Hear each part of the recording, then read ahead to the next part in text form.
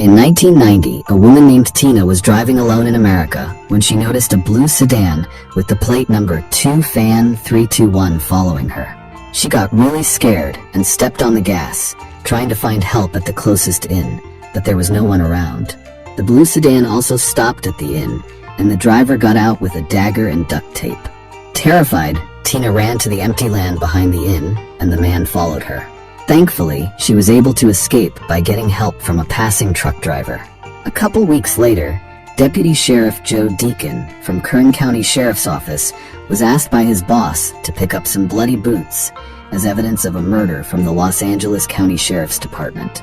Deacon used to work there for about 15 years and was well known as a top cop until he got transferred to Bakersfield 5 years ago. When Deacon got to LA, he found out that the Homicide Division, led by Captain Ferris, still needed to check the item. They told him to stick around until it was done the next day. While he was there, he caught up with some old work buddies and met a detective named Jimmy, who was working on a serial murder case with 4 victims, but they still didn't know who did it, even though the first murder happened 2 months ago. After the press conference that morning, Jimmy headed to the crime scene with his partner, Detective Sal, and another detective. They also asked Deacon to come along and check out the crime scene. The murder happened in an apartment, and the victim was a stunning girl named Julie. She was left naked, her wrists tied with wire, her head wrapped in white plastic, and blood splattered everywhere. Deacon checked out the room in the building opposite the apartment, with a window facing the crime scene. It looked like the culprit may have used that room to spy on Julie because it was empty and had a chair right in front of the window. He went quiet as he looked at Julie's body from a distance, which reminded him of a past murder case he couldn't crack. 2 naked girls with white plastic over their faces, propped up against a big rock. Rhonda, the woman with the red hair clip, went home by herself after jogging with her boyfriend. A brown car followed her, and she hasn't been seen since. The next day, Deacon's boss said they didn't need to take the evidence to Bakersfield.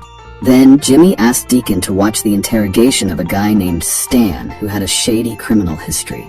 People said he was caught twice spying on Julie from a building near the crime scene. Stan straight up said he wasn't involved in the case, but when Jimmy mentioned Mary, Stan got all twitchy like he knew Deacon was watching. So Jimmy told his crew to figure out what's going on between Stan and Mary. Meanwhile, Rhonda's parents went to the police because she was missing. Instead of heading back to Bakersfield after wrapping up his business in LA, Deacon decided to pay a visit to his colleague Flo, who was conducting an autopsy on Julie. So far, Flo had found a bite mark on Julie's cheek, mouthwash residue in her mouth, and evidence that someone had shaved Julie's leg after she died. Plus, Julie had eaten a big meal before she was killed. Based on the way the murders were carried out, it looked like Julie might be the 5th victim in the case. Flo thought that the person who killed Julie might have come back to the crime scene a couple of days later and moved Julie's body to face the door. Then Deacon asked Flo for the file of a case he had worked on before, because the way Julie was found reminded him of the old case. Flo agreed to give him the file, but she made it clear that she wouldn't help with any new issues that came up.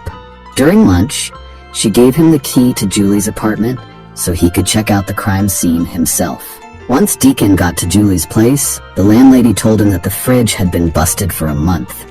She had called someone to fix it, but Julie got offed before they could sort it out. Looking around, Deacon got a flashback to that other murder case he worked on with Detective Sal and Captain Ferris. Deacon decided to crash at the closest inn since it was late at night. Before hitting the sack, he laid out pictures of 3 victims, including Mary, the woman Jimmy mentioned to Stan. As he stared at the photos, Deacon started picturing the 3 victims appearing before him. Captain Ferris told Jimmy at the office to stay away from Deacon and shared that 5 years ago, Deacon got transferred because he burned himself out working on a case. In just 6 months, Deacon had 3 heart surgeries, got divorced, and got suspended from the police force. Ferris also mentioned that Jimmy was brought in to replace Deacon.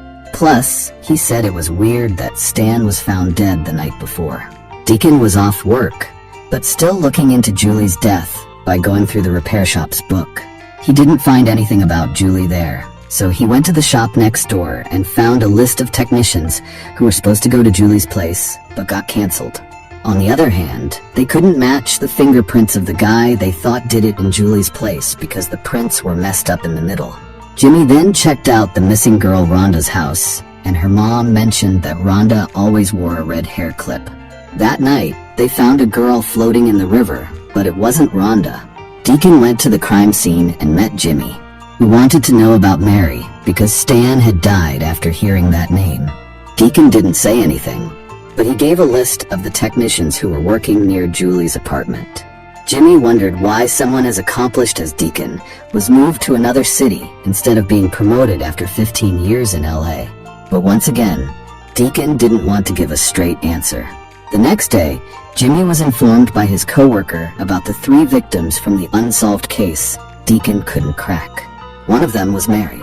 They were all in the same line of work and were killed the same way, drugged and then stabbed. Later on at a bar, Jimmy and Deacon were talking about the case, which now had 6 victims who were all murdered in the same way. Stabbed, mouth gagged, and hands tied. Julie was killed in her apartment, 3 others in another county, and then their bodies were dumped in Los Angeles, while the other 2 victims were killed in Los Angeles, but their bodies were found somewhere else. This means that if the same person committed all the murders, they would have put a lot of miles on their car since they traveled so much. Deacon said the killer probably did it for kicks, as all the victims were undressed but not touched. Jimmy also mentioned that Julie had roast beef in her stomach, even though she was a vegetarian. Later, Jimmy asked Deacon about his continued investigation into the deaths of Mary and the other 2 victims from the old case, even though it had been closed for 5 years.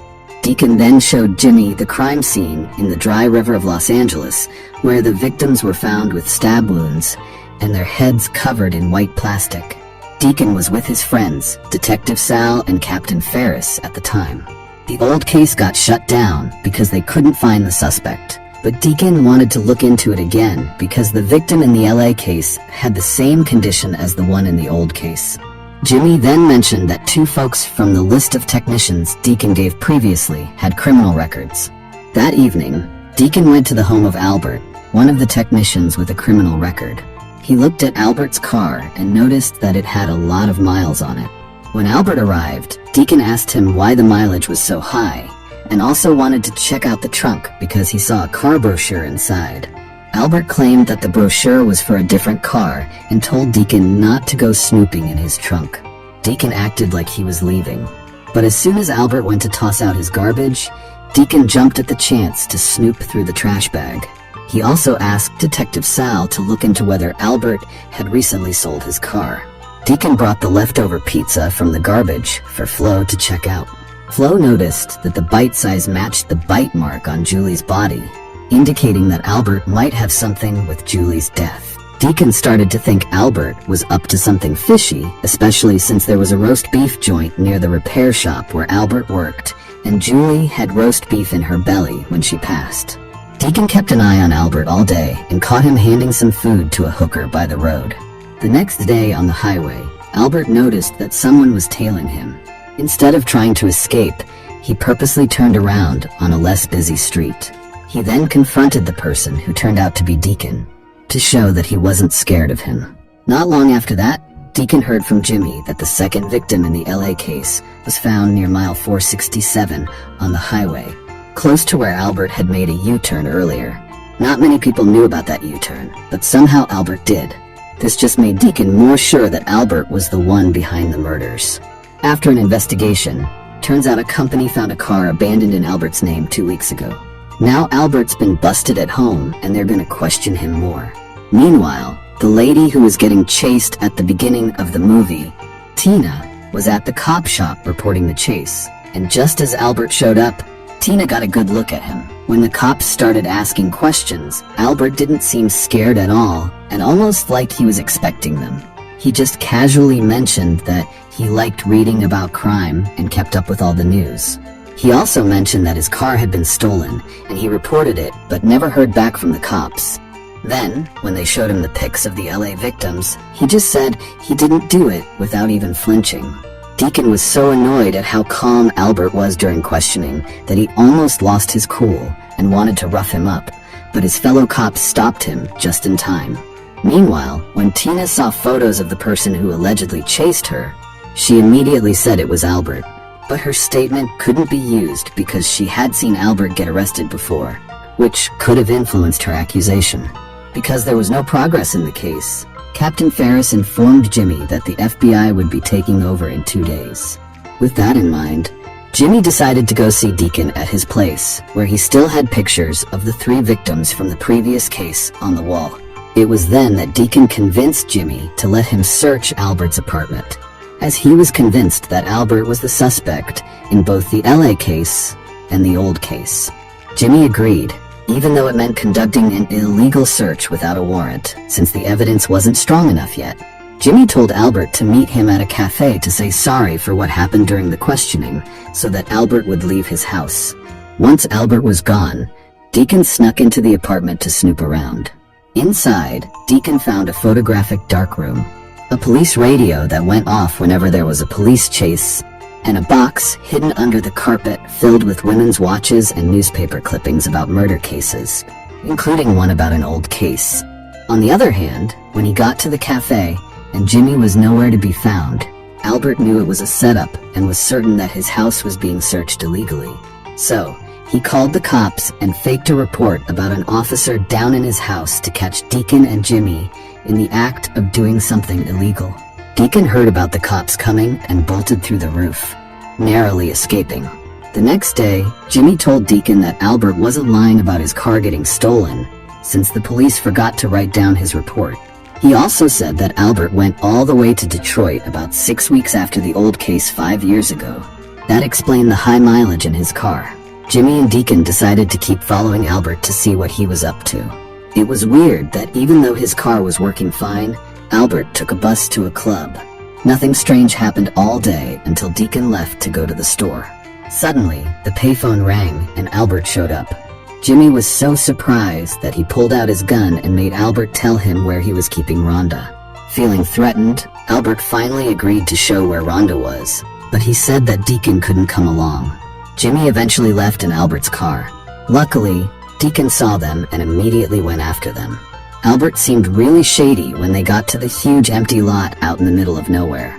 He pointed out where he buried Rhonda, and then he made Jimmy dig it up. Jimmy was ready in case Albert tried anything, but it seemed like Albert was just messing with him by pretending he didn't remember where he buried her exactly. Jimmy couldn't find Rhonda's body. Then Albert said he'd never killed anyone. Jimmy kept digging where Albert pointed, but he got angry when Albert brought up his family. He ended up hitting Albert with the shovel and accidentally killing him.